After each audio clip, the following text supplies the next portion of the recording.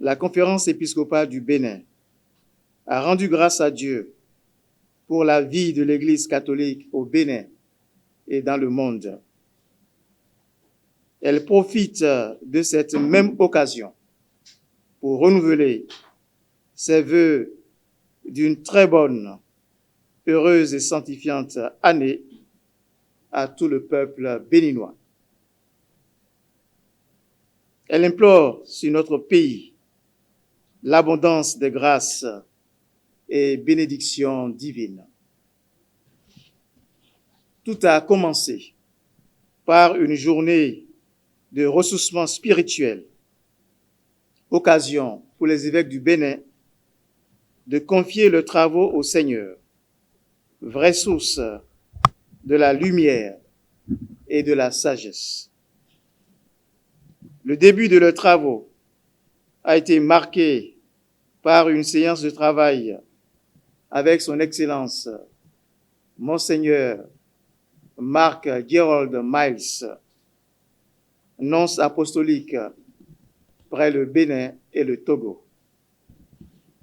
Le second jour, les évêques se sont rendus au palais de la présidence pour présenter au chef de l'État les meilleurs vœux du nouvel an, à lui et à toute la nation.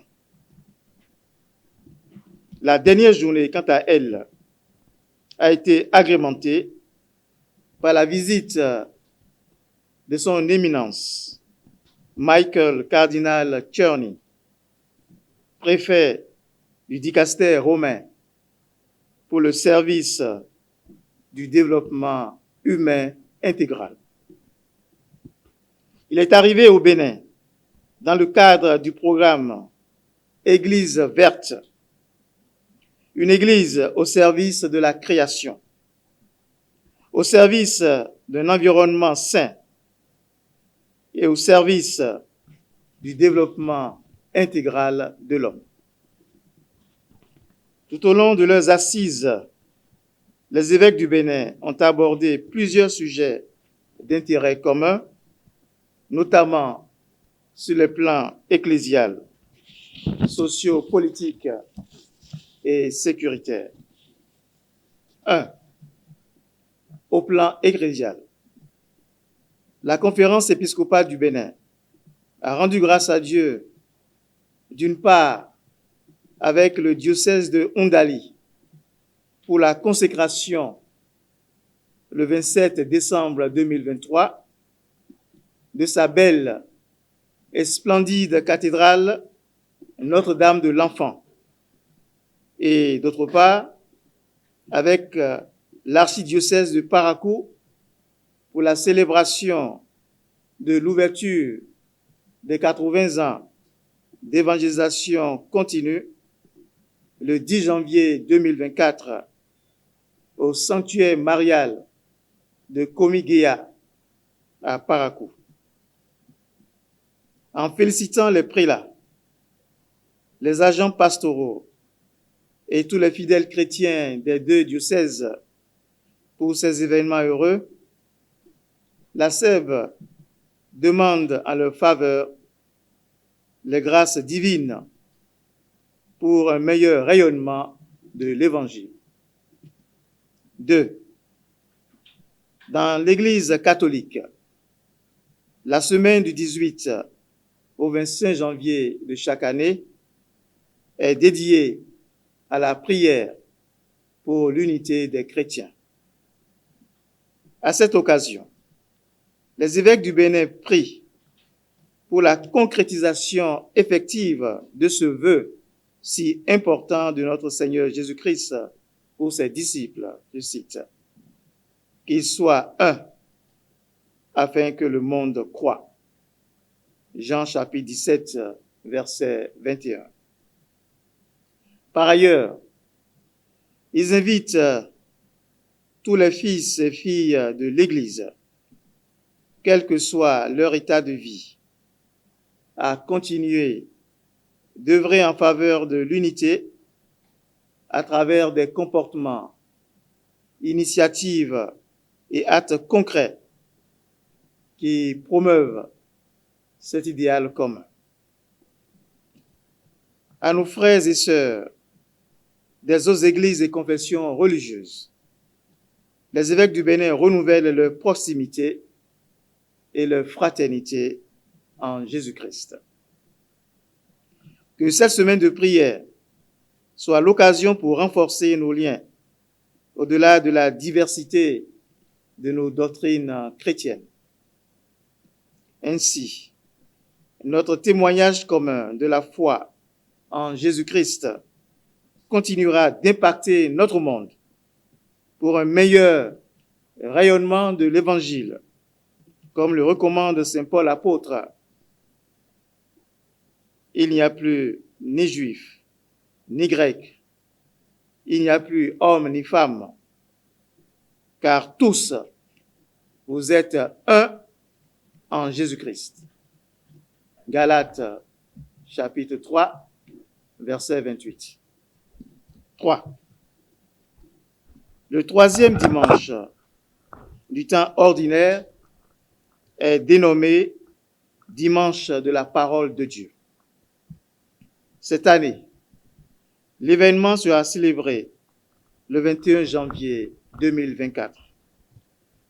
Ce sera aussi l'occasion pour le pape François de procéder au lancement officiel 2024 comme année de la prière en préparation du jubilé de l'année sainte 2025. Les évêques du Bénin profitent de cette solennité pour encourager le peuple de Dieu à enraciner sa foi en Jésus-Christ à travers la méditation régulière de la parole de Dieu et sa mise en pratique dans la vie quotidienne. Heureux ceux qui écoutent la parole de Dieu et qui la mettent en pratique. Luc chapitre 11, verset 28.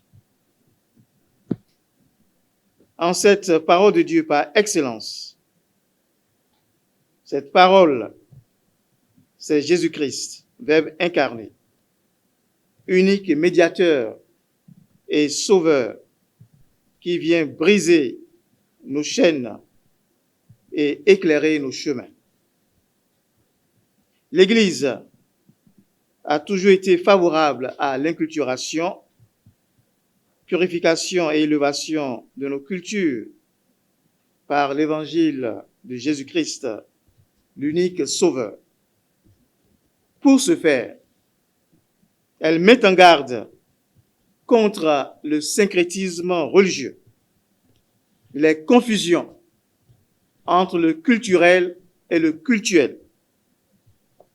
Elle nous invite, en un mot, à vivre une foi sans mélange. Car nous devons avoir le courage de reconnaître que toutes les cultures ont des pesanteurs dont elles doivent se libérer et des ombres auxquelles elles doivent se soustraire pour une vie plus épanouie en Dieu, révélée en Jésus-Christ. 4.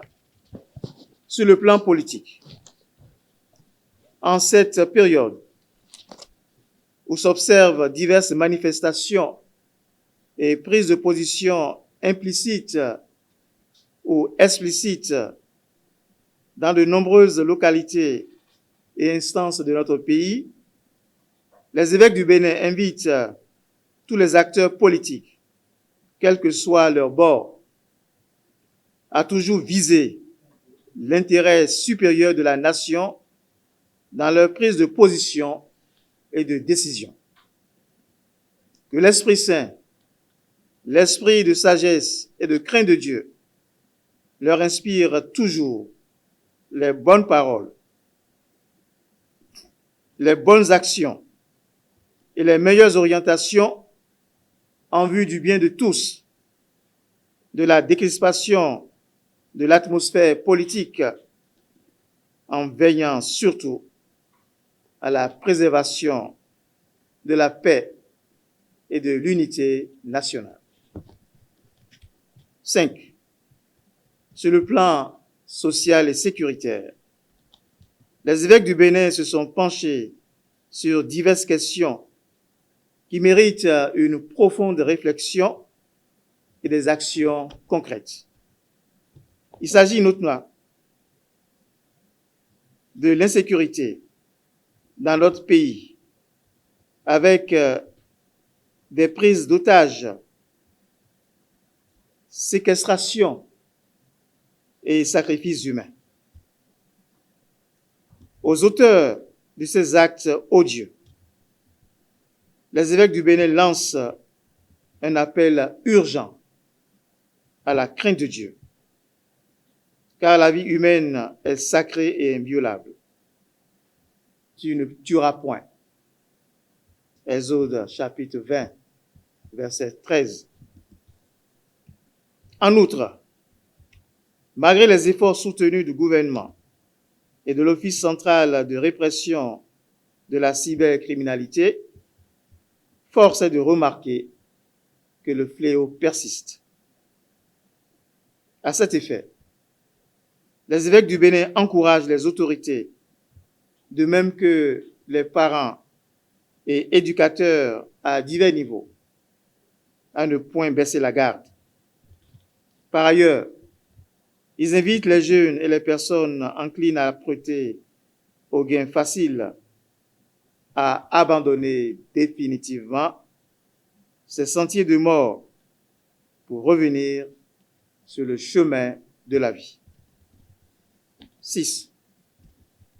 Dans son encyclique Laborem Exercens, le pape Jean-Paul II affirmait, je cite, « C'est par le travail que l'homme doit se procurer le pain quotidien et contribuer au progrès continuel des sciences et de la technique et surtout l'élévation constante culturelle et morale de la société dans laquelle il vit en communauté avec ses frères. » C'est pourquoi les évêques du Bénin lancent un vibrant appel à tous les fils et filles de notre pays à cultiver le sens et l'amour du travail bien fait, principal socle de tout développement. En effet, l'édification de notre nation relève de notre responsabilité commune. Et c'est ensemble, dans un engagement collectif, que nous réussirons à boucher la jarre trouée, symbole par excellence de notre unité nationale. Pour ce faire, enfants du Bénin, debout. Débarrassons-nous des ronces de la paresse, de la médiocrité, de la méchanceté, du défaitisme, de la fatalité, de l'esprit de la négativité, de l'auto-dévaluation, de la haine et des injustices. C'est à ce prix que fleurira le développement intégral de notre pays à travers la concrétisation de notre devise nationale: fraternité, justice, travail. 7. Toujours sur le plan sécuritaire, face à la recrudescence alarmante des accidents sur nos axes routiers, les évêques du Bénin expriment leur profonde préoccupation. Ils rappellent que la vie est un précieux don de Dieu et que chacun a le devoir de préserver la sienne et celle des autres, conformément à l'enseignement de l'encyclique Donum Vitae du pape Jean-Paul II. Le don de la vie que Dieu créateur et Père a confié à l'homme impose à celui-ci de prendre conscience de sa valeur inestimable et d'en assumer la responsabilité. Paragraphe 1 de Donum Vitae. Pour cela, ils invitent tous les citoyens à une prise de conscience collective. Ils exhortent les autorités gouvernementales ainsi que les forces de sécurité à jouer chacune sa partition pour la préservation des vies. En conséquence, ils incitent sur l'importance de la sensibilisation à temps et à contre-temps afin d'instaurer une culture de la prudence et du respect du code de la route, de protéger les vies humaines et de prévenir les drames sur nos axes routiers. 8. La conférence épiscopale du Bénin tire la sonnette d'alarme sur un certain nombre de déviances et comportements autodestructeurs qui s'observent de plus en plus au sein de la couche juvénile. Il s'agit de l'abus d'alcool, de drogue, de la dépravation des mœurs et des pollutions sonores, surtout nocturnes. Non seulement ces fléaux compromettent le bien-être physique, psychique et moral de nos jeunes, mais aussi ils remettent dangereusement en cause leur avenir. Les évêques du Bénin rappellent aux jeunes qu'ils sont le présent et l'avenir de la nation.